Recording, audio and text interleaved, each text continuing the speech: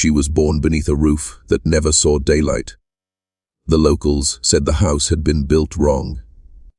Its windows bricked over, its doors too narrow for a coffin to pass through. Inside, something screamed every winter when the wind hit the ridge just right. At first, they thought it was an animal, a trapped cat, a fox. Then one night, the sound turned human.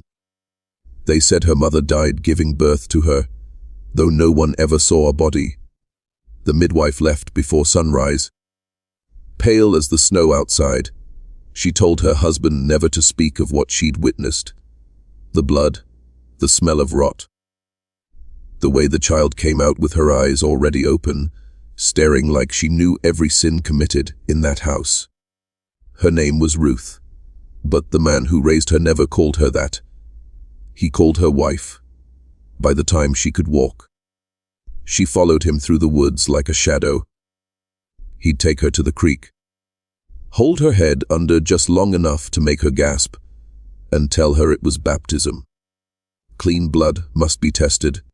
He'd whisper, his hands shaking not with love, but hunger. When neighbors asked where her mother was, he'd smile and point to the hills. She went home to God, he'd say, but Ruth would tug at his sleeve, whispering something that made the air go still. "No, Papa," she'd say. "You buried her under the stove." They laughed it off, of course. The Maddens had always been strange, living up on that slope between Kentucky and Virginia, where the trees grow twisted and the ground leaks rust. But when the smell started drifting down, that heavy, metallic stench of decay, even the mailman refused to ride the trail up. The sheriff went once, only once. He came back without his hat, his skin gray as ash. When asked what he saw, he just said, "There are things up there that call each other husband and daughter." No one went near the ridge after that. Not until the fires, when the old house finally went up in flames. The smoke was black, thick as tar, and the neighbors swore they heard crying inside, not of pain, but of reunion. A man's voice saying, "She's mine again," and a girl's laughter tangled with it. The fire burned for 3 days straight. When the ashes cooled, they found no bones, just 2 wedding bands fused together, melted into one. Which city are you watching from? And what time is it right now? The ridge still carries the scent of smoke when the rain comes. It seeps from the ground like something unrepentant. Old men in the nearby town of Lawn Hollow still claim you can taste it on the wind. Burnt cedar, copper, and the faintest trace of something sweet, like blood that's had time to rest. The Madden house was never rebuilt. The county declared the land spiritually unfit for habitation, a phrase pulled from an old Appalachian ordinance no one had used since before the Civil War. But the truth is simpler. No one wanted to claim the ground where that man lived. The man who called his own daughter his wife. His name was Samuel Madden, and though the records list his death in 1911, there were sightings long after that. A tall man walking the ridgeline with a girl who never aged, her dress the color of mildew, her eyes pale as candle wax. Some said she carried a doll, others said it was a baby. But everyone agreed on one thing: she never blinked. In the archives of Lawn County Courthouse, there's still a sealed ledger from 1892, the year the Madden family withdrew from the township entirely. Before that, they'd been respected landholders, tobacco farmers, churchgoers, but something shifted that spring. The preacher who baptized Samuel's second child died suddenly. His throat blackened as though he'd swallowed lye. Samuel claimed it was judgment for doubting him. He told the congregation that God had chosen his bloodline to remain pure in its pattern, a phrase that unsettled even the faithful. By summer, he'd built fences around the entire property, not to keep people out, but to keep the family in. No children from the Madden house were enrolled in the county school. No birth records filed. No doctor dared to cross the ridge again. The smoke that rose from their chimney was constant, even in July. There are faded photographs in the Historical Society.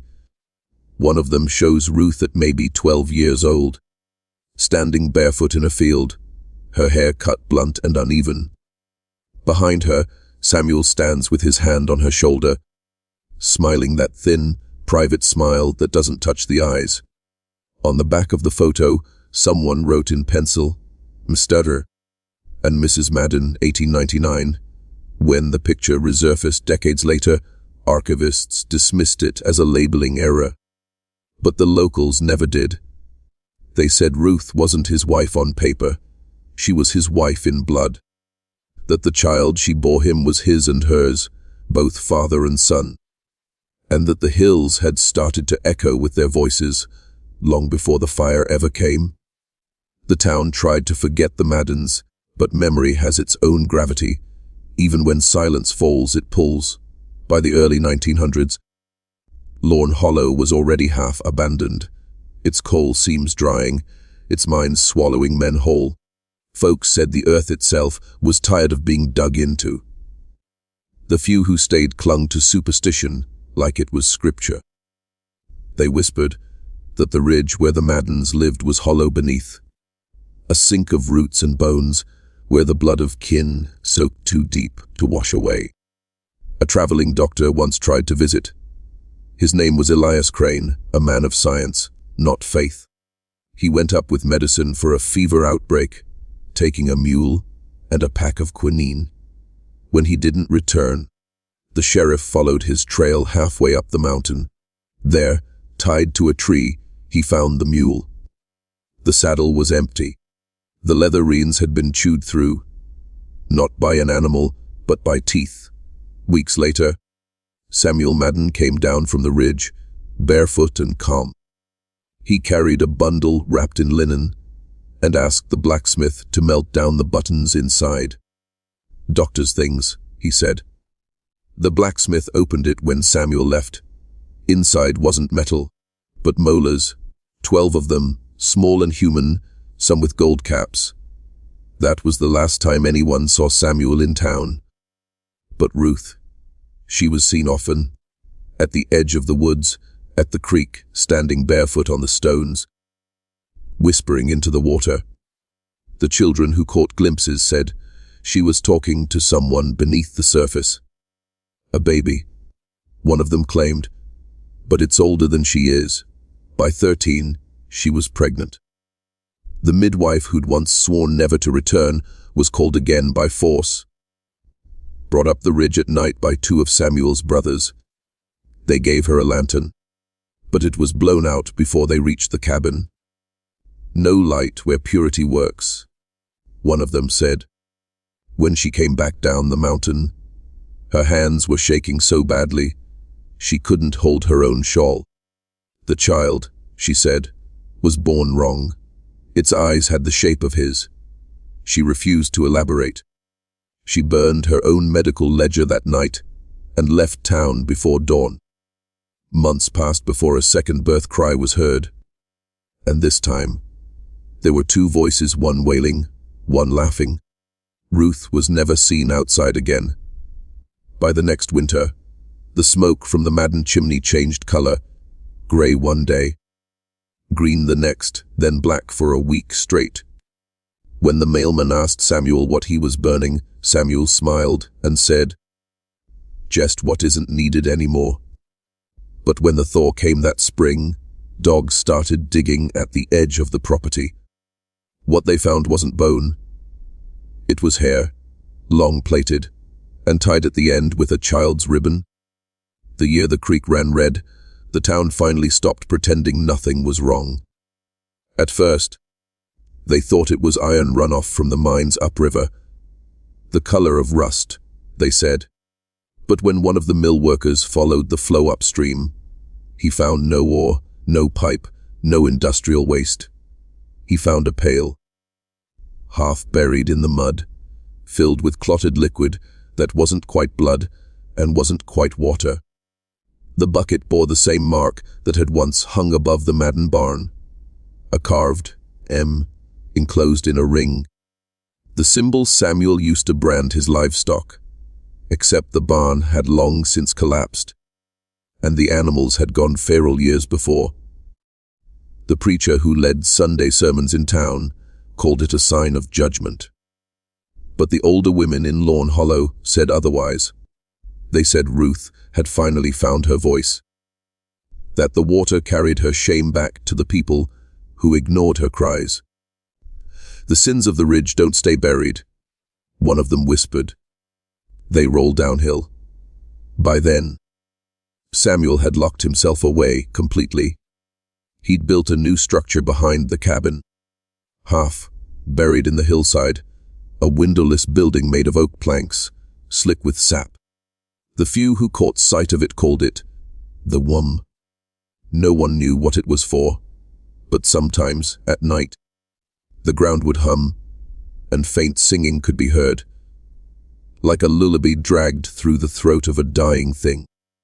When the fire came later that year, it started there, in that building. Witnesses from the valley claimed the flame rose straight up, blue and silent, as though it had been waiting for years to breathe. And though the house itself burned, the air around it remained cold. In the ashes, investigators found something they couldn't explain. Beneath the charred boards, perfectly untouched, lay a circle of 12 small stones, arranged like a clock. Inside the circle, pressed into the dirt, were handprints, too many to count, too small to belong to adults. Rumor spread that those were the hands of the children Ruth had born or buried. No one knew how many she'd delivered. The records were long gone. Some said 7, others said more. But the midwife who'd fled years earlier sent a letter before her death in Ohio, confessing what she saw that final night. "There were 2, she wrote, a boy and a girl. But they were not twins. They looked at each other like mirrors. One breathed. The other did not. The father said it was perfect. The state called the case arson. The papers called it tragedy. But the locals knew what it really was, the end of a covenant. And yet, strange things continued to happen. Months after the fire, the townspeople heard voices near the ridge again. Not screams, just a man's tone, soft and tender, speaking as if to a child. The words were faint, but clear enough to chill the blood. "She's still my wife." The sheriff sent men to the ridge after that, but none stayed past sundown. They said the woods had gone wrong, trees bent toward the burned house, roots pushing up bones that hadn't been there before. One deputy swore he saw footprints circling the ruins, small and bare, pressed deep into frozen soil. When they finally dug beneath the ashes, they found the cellar. It wasn't on any plans. No door led down, only a hole covered with rotted boards and lined with mirrors. Each mirror was shattered inward, as if something inside had tried to crawl out. At the center lay a cradle carved from cedar. Inside, a lock of red hair and a page torn from a Bible. The verse had been underlined twice, and the 2 shall be one flesh. Beneath it, written in Samuel's hand, "Blood never forgets its shape." The sheriff sealed the site, called for the state coroner, and left that night. He never returned to work. Within a month, 3 of the search party men were dead, one by hanging, one by fire, one simply missing. Their widows claimed they'd all woken in the same hour, screaming the same name, Ruth.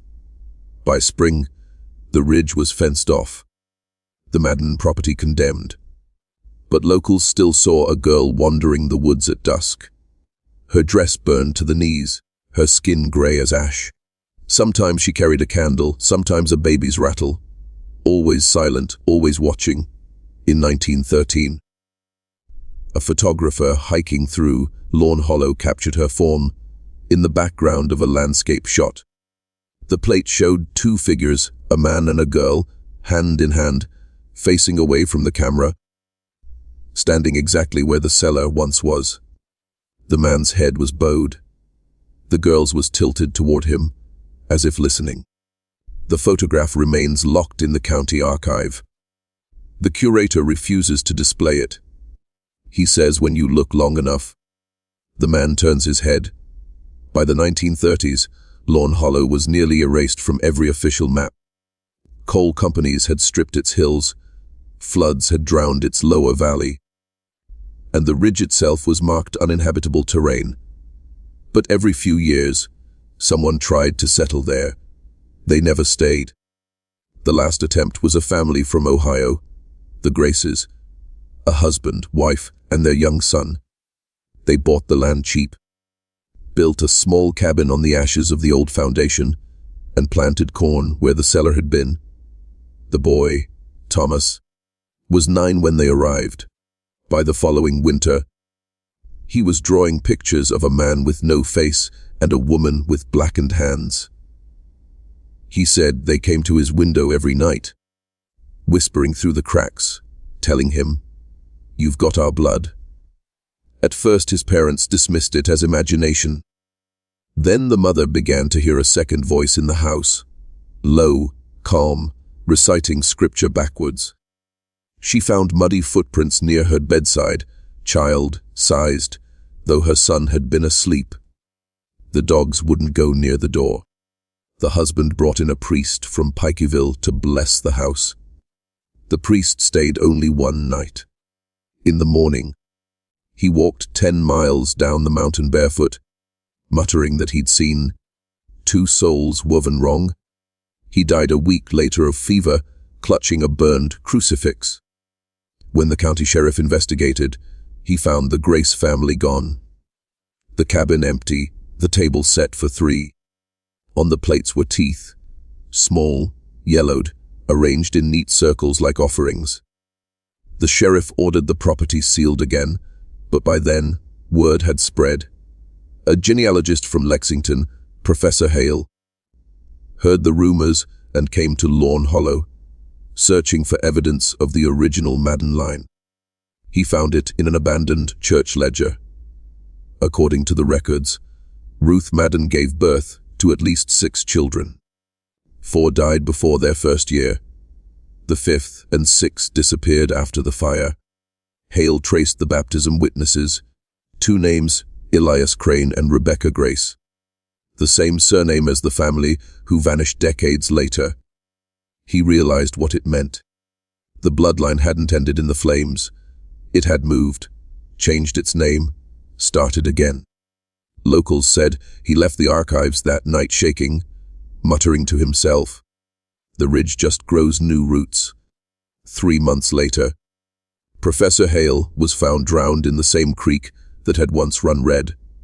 His body was intact, but the water around him smelled faintly of smoke. When they pulled Professor Hale's body from the creek, his hands were locked around something, a strip of oilcloth, wrapped tight, like he'd wanted to keep it from the water. Inside, they found a single page torn from a journal. The ink had bled, but the words were still legible enough to read. There are 2 lines now, not by marriage, but by reflection, the living and the mirror, and both still call him father. No one understood what that meant at the time, but after the autopsy, the coroner noticed something stranger. Hale's eyes were clouded with ash, not silt. His lungs were black, as though he'd breathed in smoke for days.